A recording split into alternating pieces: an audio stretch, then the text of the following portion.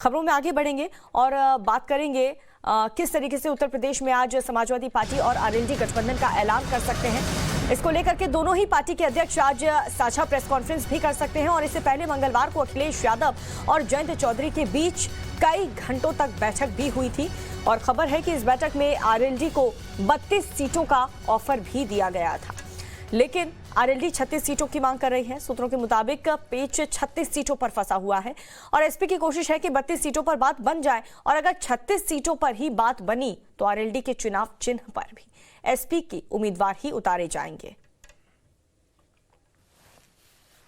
Samajwadi party जब 2017 में सरकार में थी तब अखिलेश यादव जी के हौसले इतने पस्त हो गए थे कि उनको राहुल गांधी जी के साथ दो युवाओं का साथ का नारा देना पड़ा, लेकिन जनता ने इस गठबंधन को खारिज कर दिया। 2019 में हताशा निराशा में वो बुआ बबुआ के गठबंधन के साथ उत्तर प्रदेश की राजनीति में सामने आए, लेकिन उत्तर प्रदेश की जनता ने उनको खारिज किया।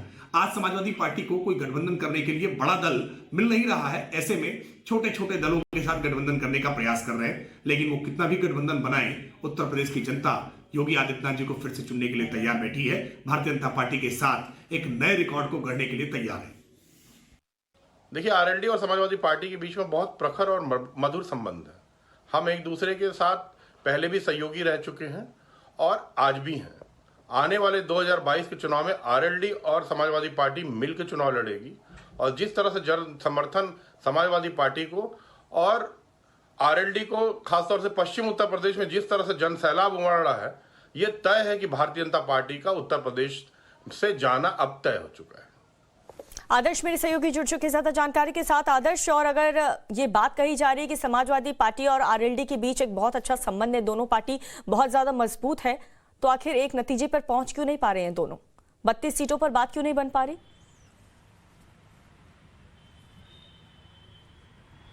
देखिए, अगर हम वेस्टर्न यूपी की बात करें तो जाट वोटर्स जो हैं वो डोमिनेंट हैं और निश्चित तौर पर आरएलडी का जाट वोटर्स में अच्छा खासा प्रभाव है और ऐसे में अब इस बात पर पूरी बात अटकी हुई है कि आखिर वेस्टर्न यूपी में कितनी सीटों को लेकर दोनों के बीच में गठबंधन होगा। कुछ लोग ये कह रहे हैं कि 42 सीटों को लेकर होगा, कुछ 32 तो कुछ 36 का आंकड़ा दे रहे हैं।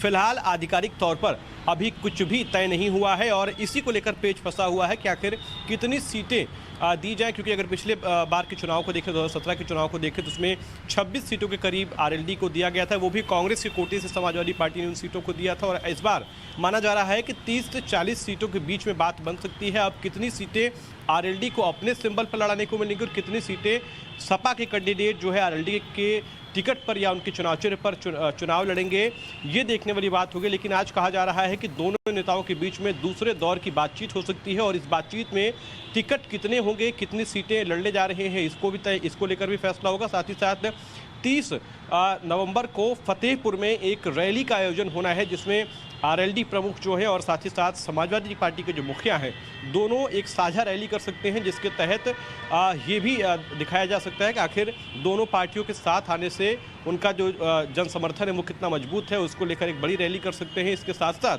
आज माना जा रहा है कि आज दोनों नेता एक बार फिर से साथ आएंगे और इसके साथ साथ ये बताएंगे कि आखिर कितनी सीटों पर मोहर लगी है। तो कुल मिलाकर अब से थोड़ी देर का अंतराल और माना जा रहा है कि अब आधिकारिक तौर पर दोनों के बयान जो हैं वो सामने आएंगे। लेकिन निश्चित तौर पर अगर हम वेस्टर्न यूपी की बात करें तो आरएलडी मजबूत पार्टियों में से आती है, जाट वोटर्स का एक अच्छा खासा जो समूह है वो उनके साथ है और ऐसे में अगर आरएलडी समाजवादी पार्टी के साथ गठबंधन में आती है तो निश्चित तौर पर वेस्टर्न यूपी में कम से कम जाट वोटर्स का फायदा तो समाजवादी पार्टी को जरूर मिलेगा।